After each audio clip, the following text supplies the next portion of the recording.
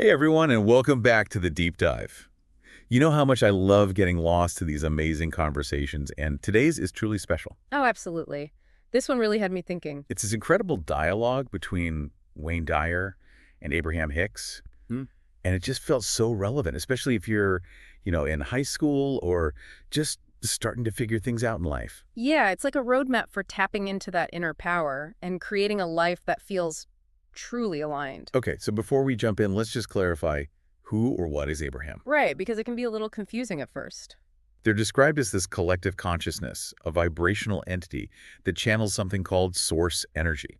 Source energy, you can think of it as that ultimate creative force that fuels everything. Almost like what some people call God. But it's not really about religion, is it? Not at all. It's more about recognizing that we're all connected to this incredible power. Okay, so instead of seeing life as just a straight line, you're born, you live, you die. Yeah, that old linear way of thinking. Abraham is saying it's more like this ever-evolving consciousness that we're all a part of. And it just keeps expanding. So how do we tap into that? The key is to align our vibration with this source energy. That's where the magic happens. It affects everything. Our experiences, our emotions, even what we manifest in our lives. You know what really blew my mind is this idea of momentum in thought. Oh, yeah, that's a big one. It's like when you focus on negative thoughts, it's not just in your head, Right, it starts to create this downward spiral in your life. and it pulls you further and further away from source energy. Like a snowball effect, Yeah. you know? The more we dwell on those negative thoughts, the more powerful they become. But the good news is, The good news is, we have the power to break that momentum. how to do that. It's all about shifting our focus to something that feels better, even if it's just a tiny bit better. So finding something positive to focus on, even in the midst of all the chaos. Exactly. They talk about the early morning hours being a time when we're naturally more aligned. Makes sense when you think about it. Why is that? Because all that mental chatter from the previous day has quieted down. It's like hitting the reset button. We're more open and receptive to that pure positive energy from source, before all the noise of the day starts up again. Wayne actually shares how he consistently wakes up at 3:13 a.m. I've heard him talk about that. He says he feels this incredibly strong connection during those moments. You used to think it was some kind of divine intervention. But Abraham's perspective is that the guidance is always there.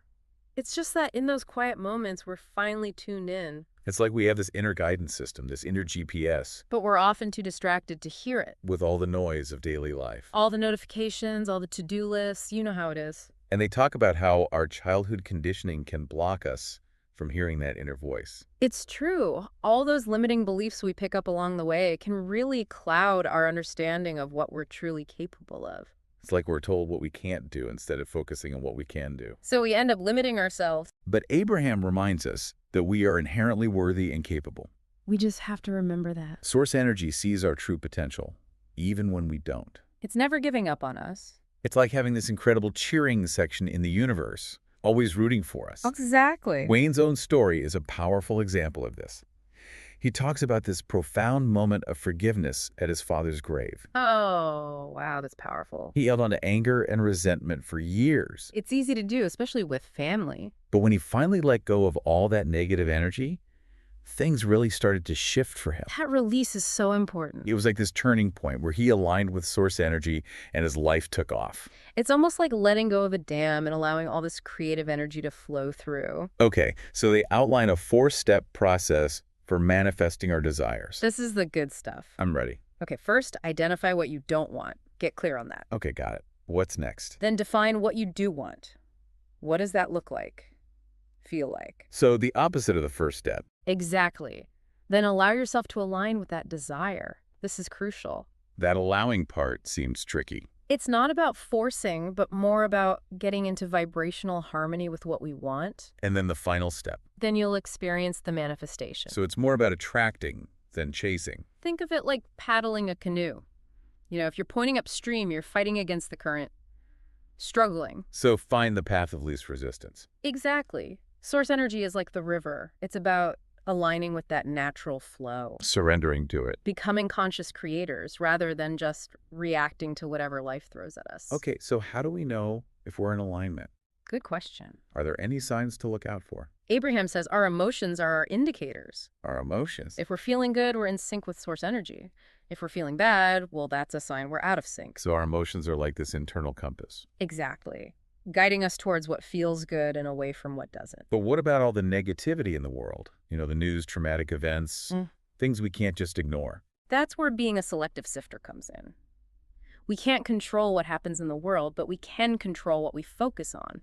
So it's about choosing what we consume. Exactly. Instead of getting caught up in all the problems. Focus on the solutions. Okay, but what about things like duty?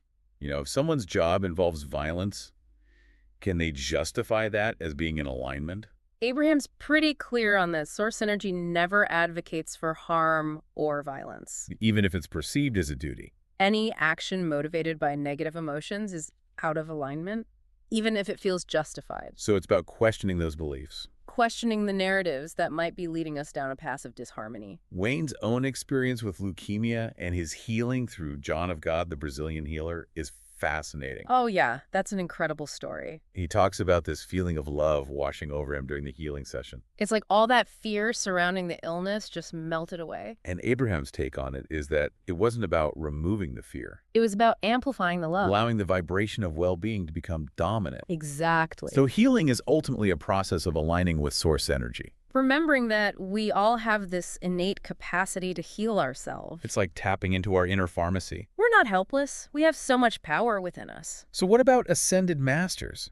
Like Jesus or Buddha. People who seem to have achieved this incredible level of vibrational alignment. Can we access their guidance? Yeah, can we tap into their wisdom? Abraham says these ascended masters have basically mastered their connection to source energy. And we can connect with them too. We can tap into their energy by focusing on their teachings and aligning with their vibration. It's like tuning into their frequency. Precisely. And what about hell? Oh boy, here we go. Does it exist? Is it a place of eternal punishment? Abraham says there's no external punishment. No fire and brimstone. Not the way we traditionally think of it. So what is hell, though? It's the experience of disconnection from source energy. So an internal state. When we're filled with fear, confusion, suffering. And when we return to the non-physical realm? We shed all that negativity and rejoin the wholeness of source energy. Wow, so we create our own heaven and hell right here on Earth. It all comes down to our choices in every moment. Love. Or fear. Alignment or disharmony. That's pretty profound. It really makes you think, doesn't it? This has been an incredible start to this deep dive, and I can't wait to continue exploring these ideas in part 2. Me too. There's so much more to uncover. It's so easy to just get swept up, in all the negativity. It's like a constant bombardment. And we kind of start to accept it as normal. Like that's just how life is. Right, full of suffering and struggle. But Abraham suggests something really radical. They say, if we were less willing to put up with bad feelings. Like really resist those negative emotions. Yeah, our lives would be so much richer. Yeah. And happier. So it's not about pretending everything's perfect? No, it's about recognizing that we don't have to suffer. We have a choice. Exactly. It's like we've been programmed to think that struggle is inevitable, That happiness is something we have to earn or achieve. Instead of realizing it's our natural state, it's already within us. So it's more about remembering than acquiring. Exactly. It's about tapping back into that joy and well-being. That's our birthright. That's a beautiful way to put it. So how do we do that? Well, one powerful way is through gratitude. Gratitude. When we're genuinely appreciative, Focusing on what we have instead of what we lack. It shifts our whole vibration. We align with the way source energy sees everything. Pure love and well-being. Wayne actually talks about how gratitude transformed his life. Yeah, he was going through a really tough time. And instead of feeling sorry for himself, he started feeling grateful for the challenges. like there are opportunities for growth. And his whole perspective shifted. His writing even took on a new dimension. It's like gratitude unlocks this door to abundance and joy. It's so counterintuitive, though. I know, right? We're constantly bombarded with messages telling us to focus on what's wrong, what we need to fix. Like we're not enough as we are? But Abraham is saying the opposite is true, Focus on what you already have, what's good. What you appreciate. And you open yourself up to receive even more. It's a complete paradigm shift. But it takes practice. Especially with all the negativity around us. It's like a muscle we have to strengthen. Exactly. Wayne talks about being less interested in the news as he got closer to what he calls divine love. It makes sense. Like he just doesn't feel the pull to dwell on those negative stories anymore. He'd rather focus on solutions. Which Abraham actually encourages. They say, well, be a selective sifter. Choose what you consume. Because source energy is always focused on what's wanted, on solutions. So when we get caught up in the problem, we separate ourselves from that flow of well-being. It's like trying to solve a math equation with the wrong formula. You have to align with the right one, you know. The one that leads to the desired outcome. Precisely. And our feelings are our guide. Always. When we feel good. We're in alignment. When we feel bad. Out of sync. So simple, yet so profound. Right. Wayne asks this really interesting question. What's that? Can one person or a small group of people Living in alignment truly impact millions of others? And their answer is so powerful. They say one person connected to source energy Just one person. is more powerful than millions who aren't. Wow. It's like a single candle illuminating a dark room. That's a beautiful image. It's a reminder that each of us has that potential. To be that beacon of light. But it starts with our own alignment. We can't give what we don't have. And they also caution against trying to convince others to change their ways, you know? Like trying to force our beliefs on them. Exactly, because that creates resistance and disharmony. And we risk losing our own alignment in the process. Think of it like a radio dial. You can't tune into a different station by yelling at the radio, right? You have to adjust your own dial. So it's about being an example, Not a preacher. embodying the vibration we want to see in the world, trusting that our energy will ripple outwards. It's like this vibrational resonance. We're all tuning forks vibrating at certain frequencies. And we attract those who are vibrating at a similar frequency. And the higher the frequency, The more positive the experience. exactly. It's like climbing a mountain. The higher you go, the wider your perspective becomes. Wayne talks about feeling tethered to source energy Like a bungee cord, that pulls us back towards well-being. even when we stray. And Abraham confirms this. They say we are tethered to that pure, positive energy, But our negative thoughts and beliefs can stretch that tether. leading to those feelings of disconnection, discomfort. But we can always bounce back Regain that elasticity. by choosing thoughts and beliefs that feel better. And they offer this simple yet profound advice. I'm listening. Choose your disc. Choose our disc. Choose the vibrational frequency you want to operate from. Don't let circumstances dictate your mood. Don't let other people's negativity pull you down. Consciously choose the frequency of joy, love, well-being. And they point out how children are masters at this. Kids just seem to naturally radiate joy. They haven't learned to disconnect from that natural state of well-being yet. Wayne talks about his grandson, Jesse, He's 2 years old. and he just embodies this innate wisdom, this connection to source energy. It's beautiful to witness. Abraham says that babies come into the world fully aligned with source energy. It's through conditioning, through limiting beliefs and fears that we gradually lose touch. But just like Wayne reconnected with his true self, Through that moment of forgiveness at his father's grave, we all have the capacity to remember who we truly are. to reclaim that connection. It starts with being willing to let go of the old stories, the limiting beliefs, Choosing a different path, a path of alignment with source energy. a path of joy and well-being And sometimes that path leads us through challenges. through things that feel really bad, But even in those moments, source energy is there, supporting us, guiding us. having us unconditionally. It's about seeing those challenges as opportunities. For growth, for expansion, for deepening our connection to source energy, The universe is always conspiring for our highest good. even when we can't see it. This is truly a message of hope. Of empowerment, of infinite possibility. You know, it's amazing when you start to see those connections. It's like our inner world is reflected in the world around us. Absolutely. It's like we're all part of this grand orchestra, you know? Yeah. And And playing our own instrument. And when we're in tune with ourselves, with source energy, the music is beautiful, it flows. But when we're out of sync, It creates dissonance. and that dissonance can show up everywhere. In our relationships, our Yeah. health, our finances, everything. Wayne uses this great analogy about spending $1 million on things you don't even like. Trying to fill that void with stuff. Instead of focusing on what truly brings us joy. We're looking for happiness in all the wrong places. And that's where the power of intention comes in. Setting an intention from a place of alignment. From a place of feeling good, that's when the magic happens. Like setting our internal compass And trusting the universe to guide us. to our desired destination. They also talk about the difference between inspiration and motivation. Oh yeah, that was a good one. Inspiration always feels good. It's that gentle nudge from source energy, you know? Like a whisper. Motivation often comes from a place of force or pressure. Like we have to do something. Instead of wanting to do it, One feels aligned.